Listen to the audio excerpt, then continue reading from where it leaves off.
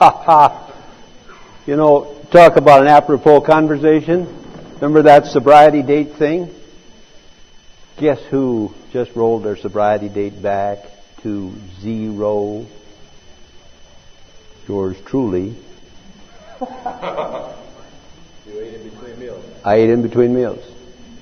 Yeah, Dan noticed it, and he's sensitive to it because he's had some personal acquaintance with the issue.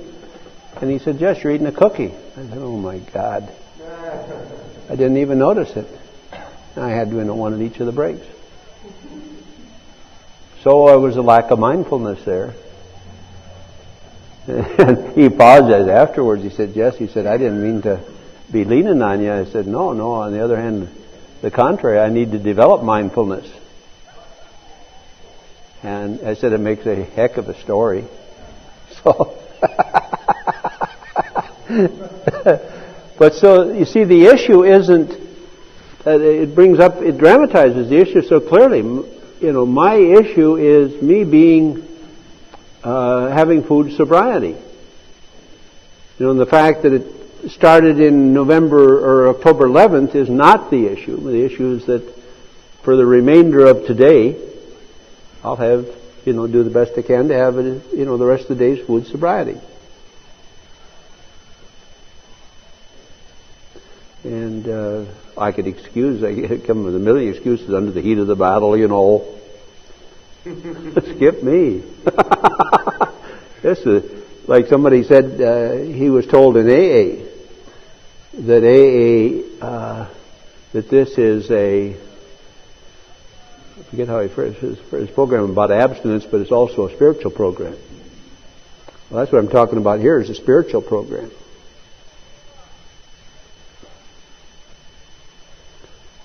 And is the danger with that other argument of what can we get away with sexually and not have to roll our sobriety date backward, it gets to be in the old thing of how many gnats can walk on the head of a pin, Skip me on that sucker. I know where that leads. It leads to madness and terrible, terrible stuff. I've been that. I know what's down that trail. Skip me. So now, let me tell you, we call that last tape Stopping All the Other Poisons, and this one is the SA Bus to Sainthood. Now, what do I mean by that? Let me tell you two of the miraculous, overwhelming miraculous things that happened to me. But the first of all is where the title comes from, the SA Bus to Sainthood.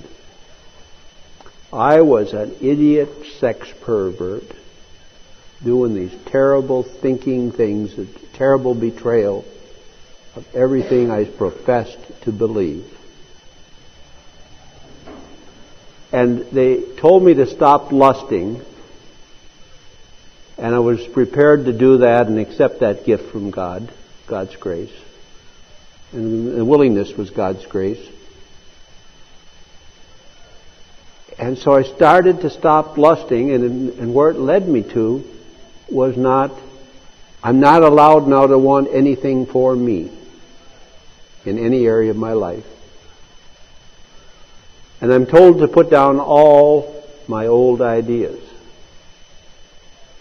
And I'm told, as I told you in that Nashville and the California Unity tapes, that lust is wanting anything else than what life is putting before me right now. And guess what's in front of me right now is you. Home is not in front of me right now. The loss of my beloved Boston Celtics is not in front of me right now. You rat. Damn Knick fan in the back there. But you are in front of me right now, and you are what I love. I'm writing a new book. I had written one called I Ain't Much Baby, But I'm All I Got, and I'm writing a new one called I Still Ain't Much Baby, and I'm Still All I Got. And I'm having 13 people read the chapters of that book at a time. 13 people, different people around the country, reading the first chapter, each get a copy, and they send me their feedback in envelopes I've included with those first chapters. 6 of those 13 people are here in this room. That's why I'm here. Because now I can go where the love is, and it's every place, but I can see it better in some places than I can in others. Chuck, in one of his late tapes, says, "I love you all because I know who you are." Now, I can say that and I can understand what he means, but I can't demonstrate it. So I'm not going to say it, even though it's true. But I'm moving in that direction as well as I can, because I do know who you are. And so that's why I'm here. It also gave me this precious opportunity then to pass on what I have been given by the other people in the fellowship. And each of us in this fellowship play a special part. We were gifted in this fellowship in a way that few others were, of the different 12-step fellowships, with a man who had this overwhelming prophetic vision, which is Roy. And then he coupled that with this overwhelming gift to communicate that prophetic vision in words. And then he added to that this overwhelming gift of keeping us focused on lust and its terrible dangers, and never letting us forget that. Roy's a limited human being just as I am, and he has certain areas where he can't work quite as effectively. But that's what the fellowship is about, is each of us doing what we can to the best of our ability. And each of you will be called to leadership because you are like the cadre in the army before World War II, when the army was perhaps 200,000 men. There were guys who had been corporals, or rather colonels, in World War I who were down to master sergeants in that army. But that cadre of 200,000 or 300,000 men in 1938 was capable of being expanded to an army of 10 to 15 million men. But you see, we think we want a lot of people to come to SA, but fortunately a lot of people haven't come to SA yet. And what we are here to do is to deepen and enrich our sobriety so that when they come, we will have something to offer them instead of an empty pot. Just like I was saying to Dennis, instead of an empty canteen as we face out across the Sahara Desert. And so that each of you, as you look at your spiritual programs, are having a chance to strengthen them and deepen them and make them grow.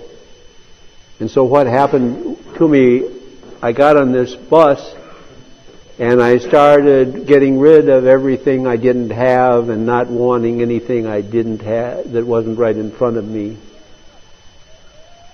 And then I go outside, the bus stops a bit, and I go outside and look in the bus, and what's the bus say on the destination? It says sainthood. And I think, how come I'm on this bus?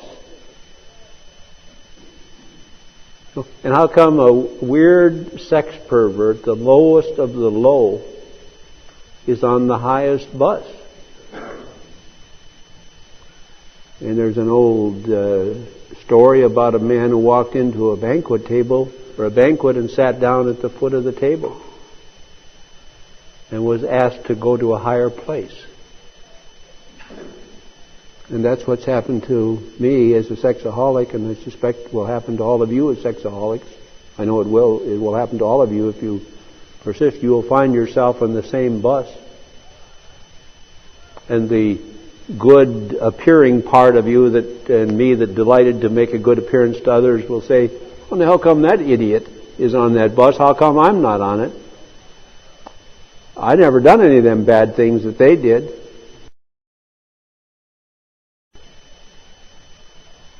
And it's a mystery as to why we're on this bus, but that's the bus we're on.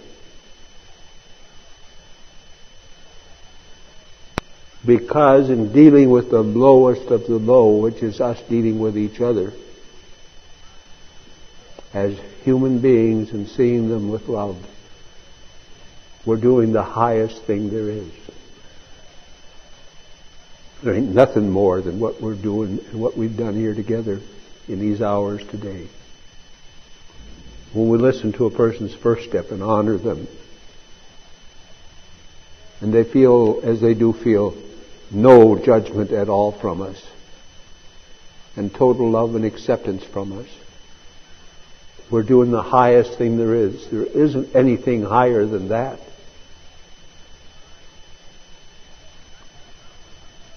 So that any spiritual program I understand, no matter what name it carries, they all point in the same direction.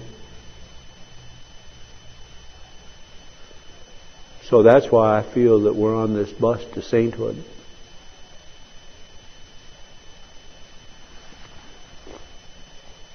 Now I'll tell you about another unbelievable thing that's happened to me.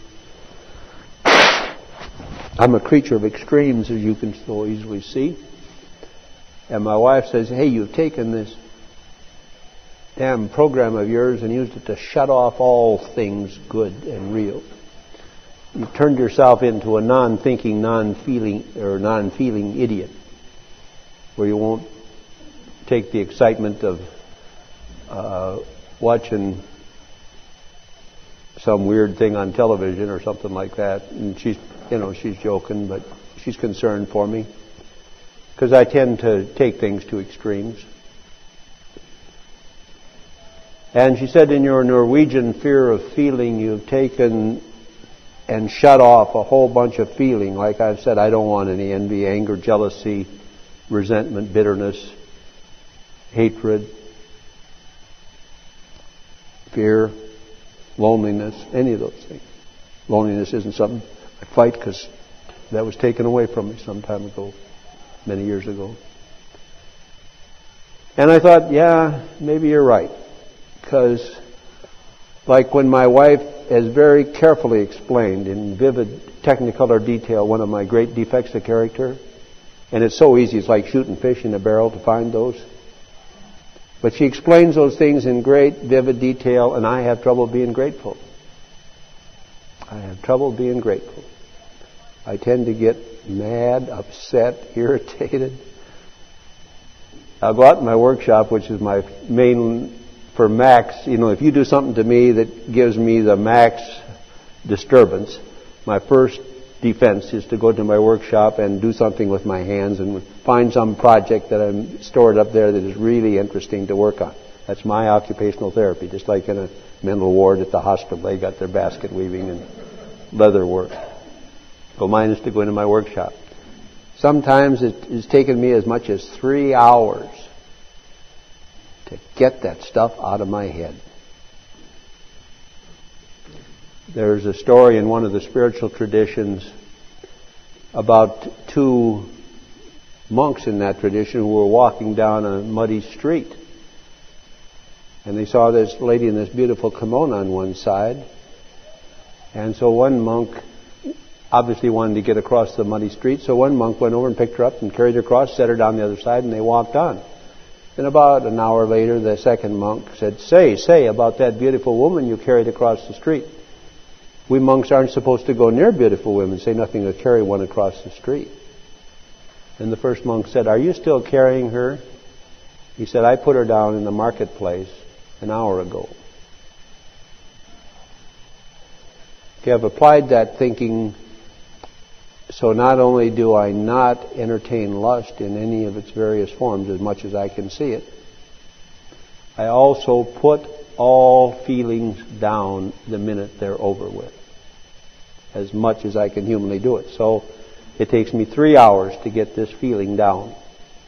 But I get it down eventually, and I never justify my rightness in not putting it down. I can say she's wrong, I know she's wrong, and in these particulars she was totally wrong, and I can prove it to a judge. I don't justify that kind of thinking. I got to put it down. Right, wrong, good, bad. I got to put it down, and I get it down as fast as I can. And I've been doing that for a lot for the last 5 years, and especially a lot in the last couple years. This bracelet is from the followers of a guy who practiced that spiritual program and lived it.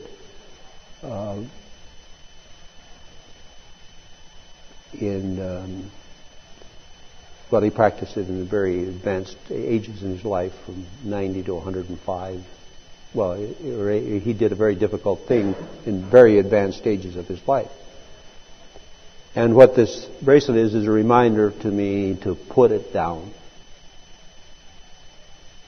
Whatever difficulty I might have with anybody at any time, right or wrong, good or bad, I must put it down. And this is where I have made, just in the last couple days, one of the most amazing discoveries that are just breathtaking to me. I didn't see the first one, which happened a couple days ago, until the day before yesterday. I saw the second one.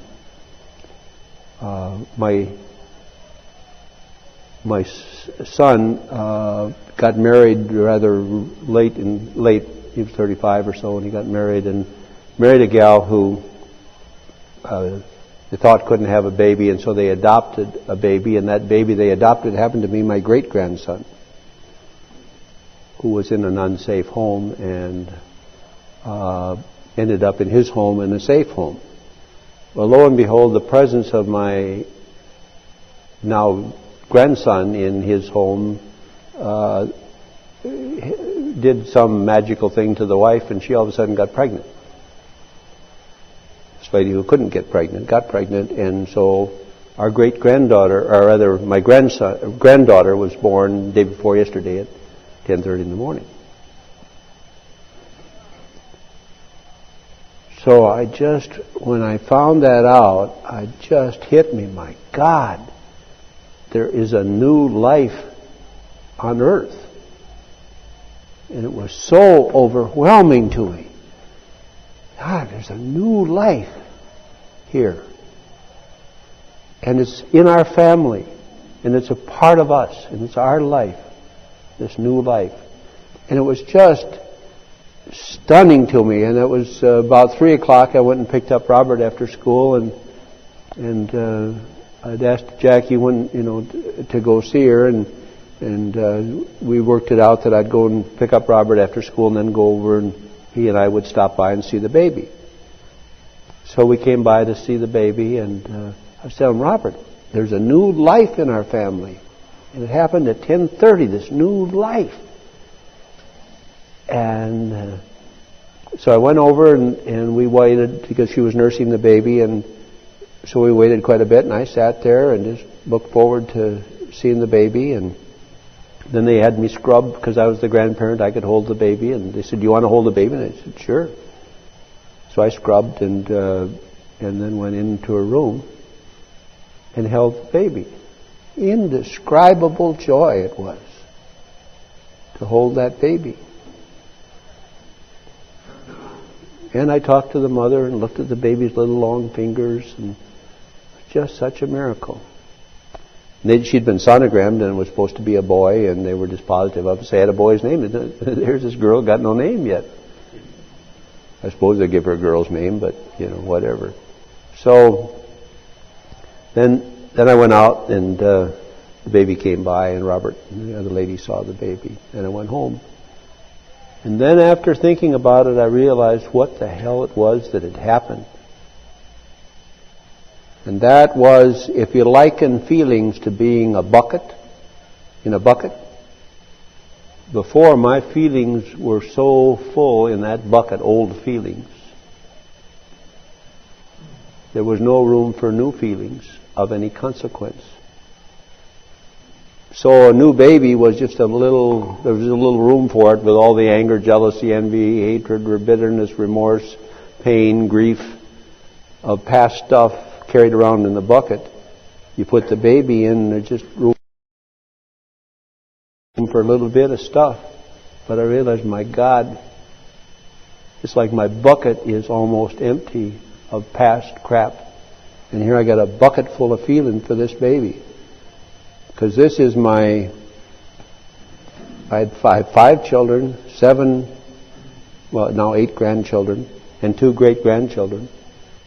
And never, even with one of the kids, did I have this kind of reaction. And you say, well, it's just coincidence. We always got a million reasons to explain away something good. I don't think so. I think I got all them old stale feelings pretty much emptied out of the bucket from this work that Norwegian people do, or my wife was afraid that Norwegian people did to avoid feeling.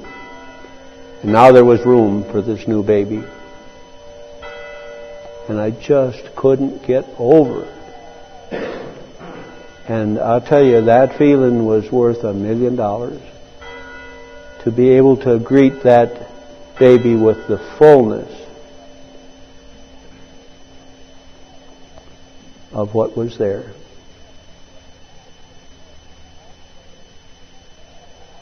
And looking back, I've seen just a few days before some other feelings that were just that, where something just hit me just unbelievably strong. Oh, I know, the day before, I was feeling this intense excitement about coming here and being with you. It was just like a kid given 100 new toys at Christmas, because I'm going to be with you. And I'm going to have this chance to say these things to an audience that really understands and really listens. Like tomorrow I'm speaking on Mother Teresa over Jerry's place, and I'll be speaking to essentially a religiously oriented audience, and I'm going to have to be so careful to avoid not saying anything that would give offense, because they're people who are used to thinking along certain lines, and I must not offend their way of thinking, and must be compassionate and yet find a way to communicate the idea that I have about Mother Teresa. And so I was so excited about being with you. So the day before, I was so just filled with this joy of being with you, and I thought, that's kind of odd. And then the next day, I'm just overwhelmed with this joy of this girl, his granddaughter. And then the next day, I'm just thinking I'm coming out here and thinking about the trip. I'm not thinking of you, or I'm not thinking of the granddaughter. I'm thinking about just coming out on the trip. And it was so striking to see that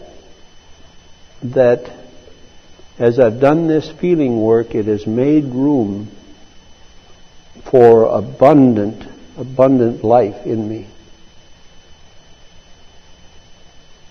And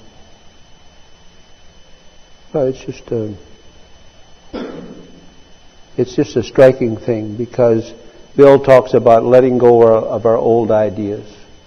All those things. I was such a smart guy. I thought I knew so much.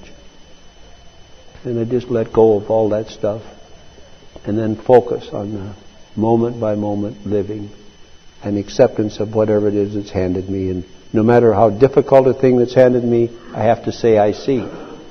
But no matter how great a thing that's handed me, like the fact that I knew a bunch of you were going to come and hear me talk at some difficulty to yourself, I had to avoid that being a big deal, just as some hurtful thing might be said to me to be a big deal. In both cases, I have to simply say, I see.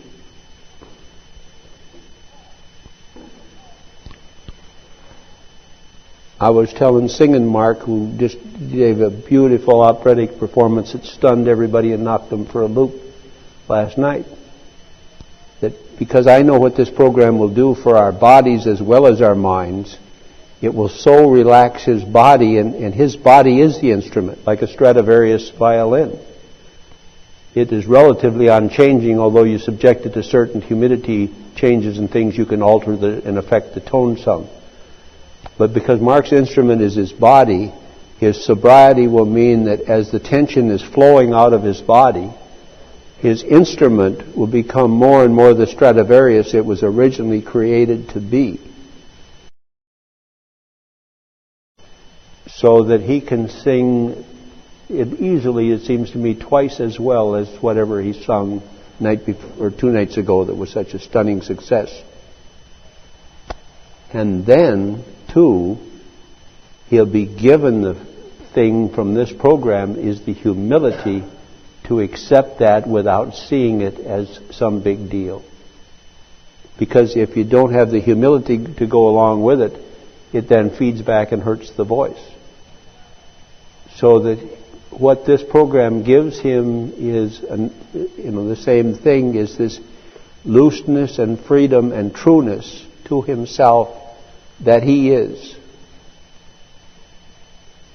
And to be that God-created thing that he was. And in his case, it's particularly obvious because here is this voice that's such a true reflector of it. It's like looking at it.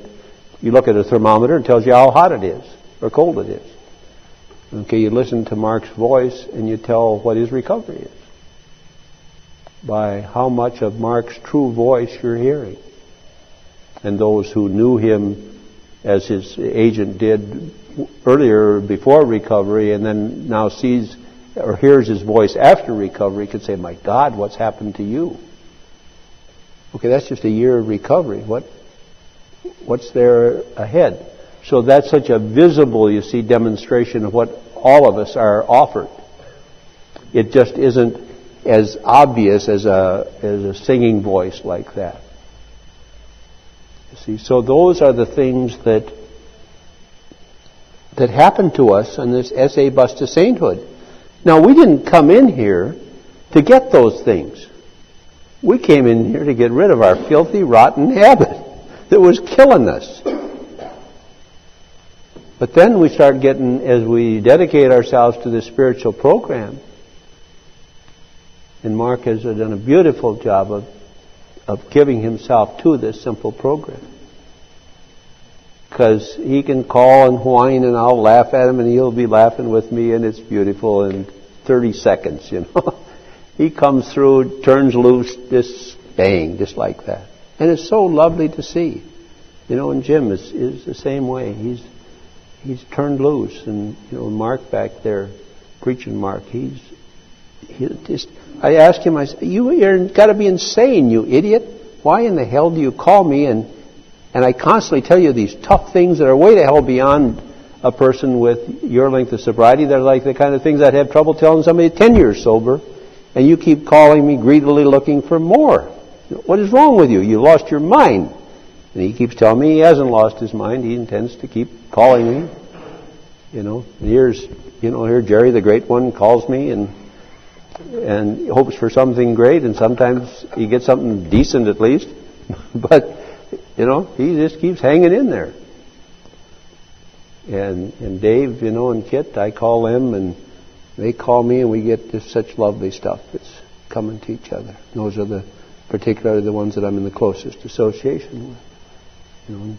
The rest of you have played a part in my life in differing ways. So here I came in wanting to get rid of a terrible perversion. And God showered me with release and relief. Not from the opportunity to say no to lust, but gave me the willingness to say no to lust. And then He heaps on this other blessing. And it's like Father Martin says about gratitude. Because I've always been grateful, at least said I was. And Father Martin says about gratitude in one of his famous lectures, he says, ingratitude, he said, is the halitosis of the soul. Gratitude is the silver platter we hold out to God in which God heaps more gifts. So thank you, God. Thank you, God. Thank you, God. My wife's pounding on me and telling me I'm the village idiot. Thank you, God. Thank you, God. I have trouble putting it down. Take it away, God. God help me. Thank you, God. Thank you, God. And there was a time here a while back when I was looking at this thing, and I was thought, how in the hell come? Because as I say, I'm such an extremist and such an absolutist. Okay, have I taken this thing right to the point of idiocy, and is it my own weakness shown? And as I examined that question, I thought about it quite a while, about a year. But just recently, I've come to see that I, at least, have no answer. I have no alternative rather than the position I'm at. And I guess what I would say is, what came to me just as I was about to say that is the line, half measures availed us nothing. We stood at the turning point. We asked His protection and care with complete abandon. Or it's like in our solution. Each new step felt it would be off the edge into oblivion. But we took it. And instead of killing us, surrender was killing the obsession. We had stepped into the light, into a whole new way of life. The fellowship gave us monitoring and support, a safe haven where we could finally face ourselves. There isn't any other answer for me than this one, and the way I've described it to you.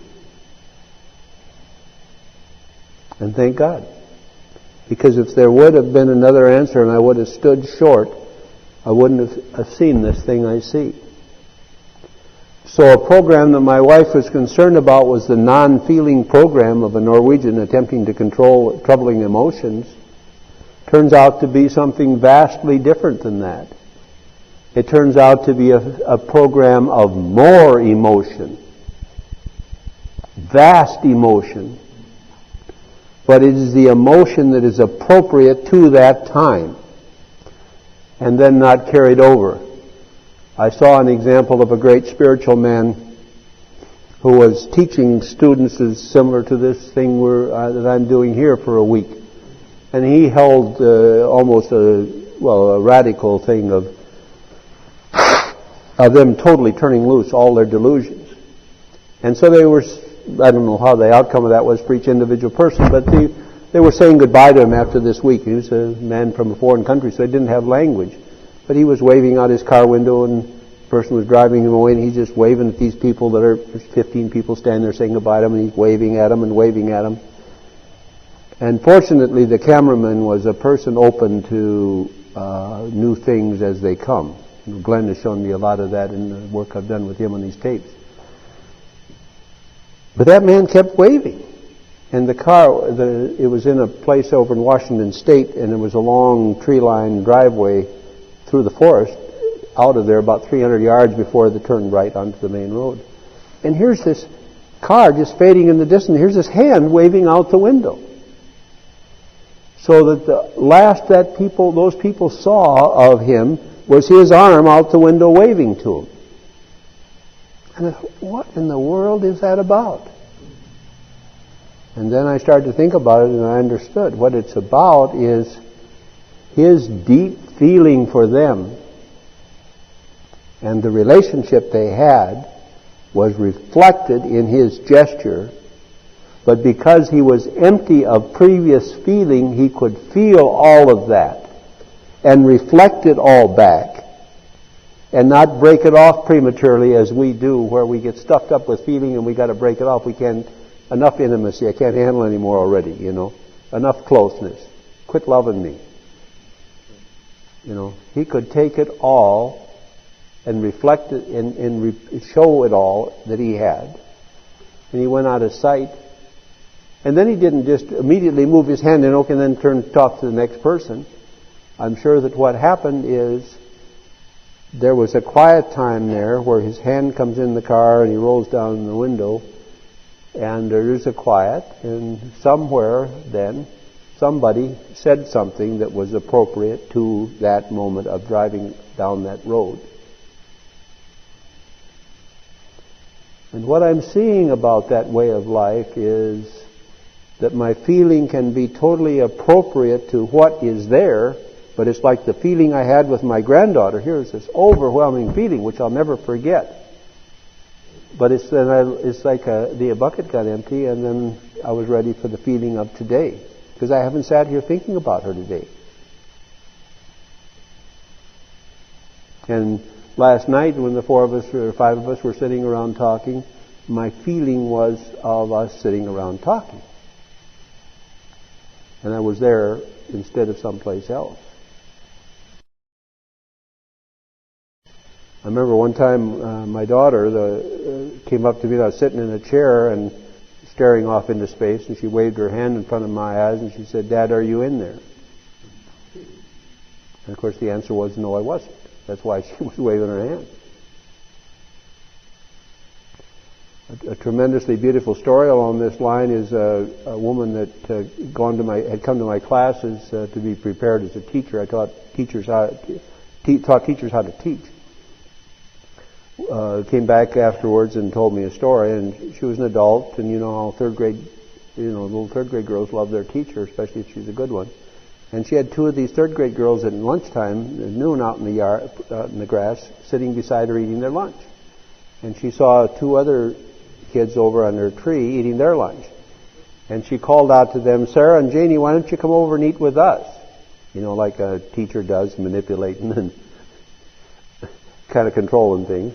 And one of the girls beside her piped up and said, "Mrs. Phelps," she said, "we're here with you."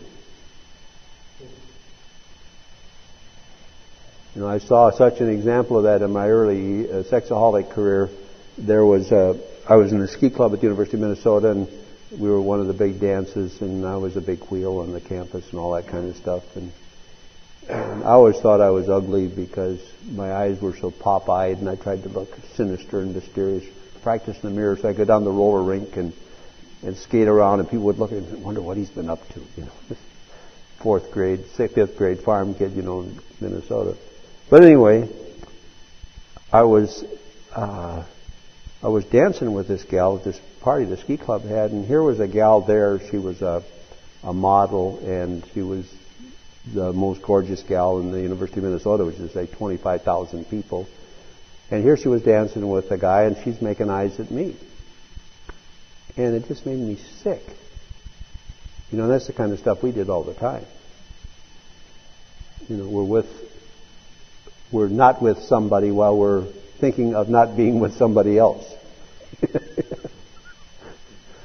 And now, when I'm with you, I'm pretty much there most of the time, as well as I can be, despite moments of slips and absences. So that's this paradise.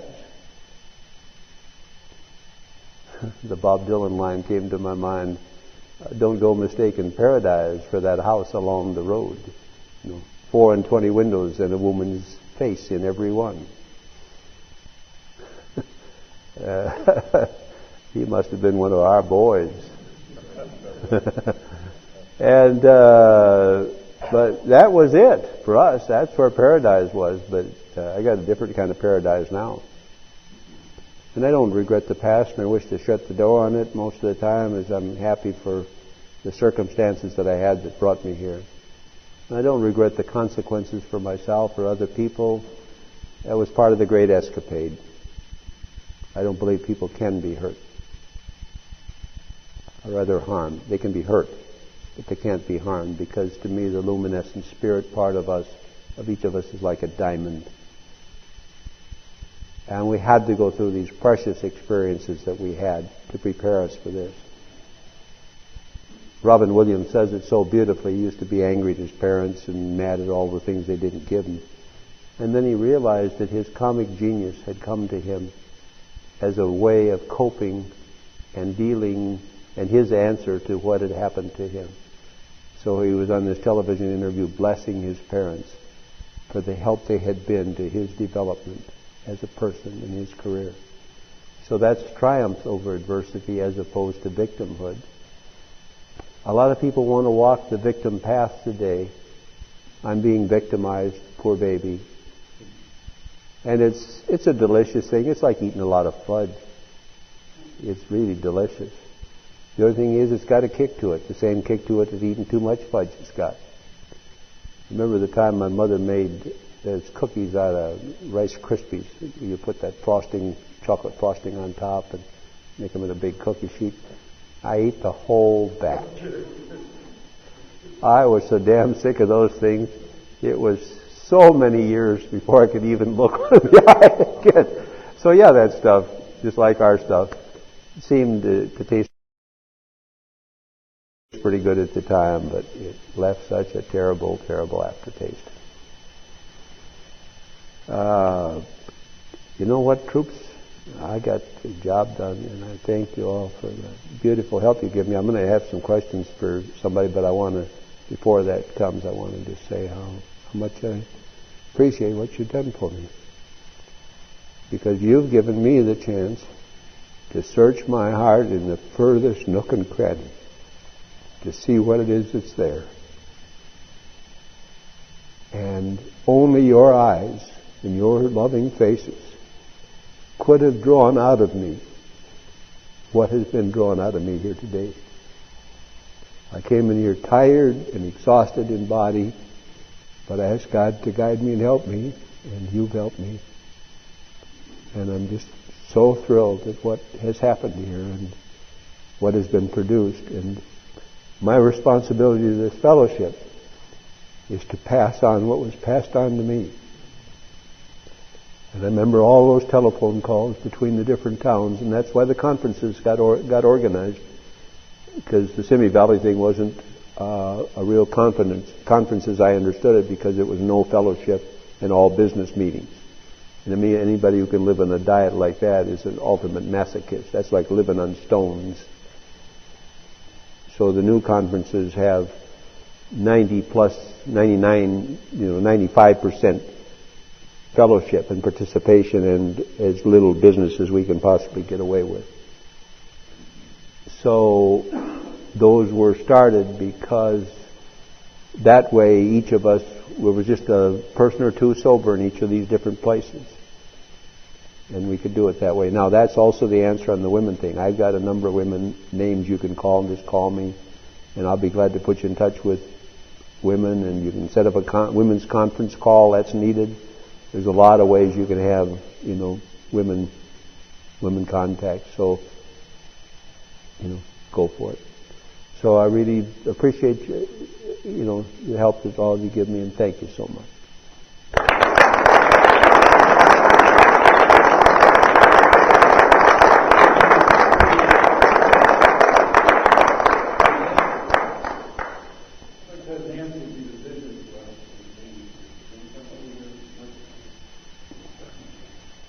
Before they do that, Jerry, let me just see if there's a couple of question or two. Just wait there. Somebody got a quick final question that they need to ask, or a quick something they need to say? Okay, that's it. I appreciate it. Thank you. Okay, you guys.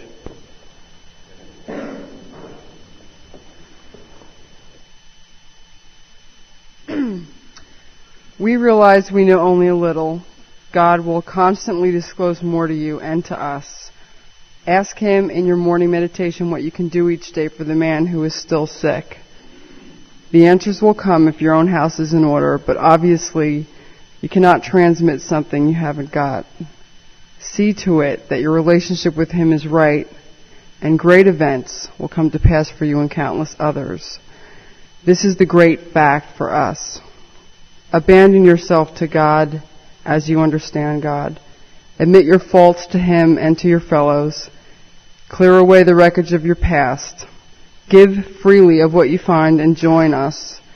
We shall be with you in the fellowship of the Spirit, and you will surely meet some of us as you trudge the road of happy destiny.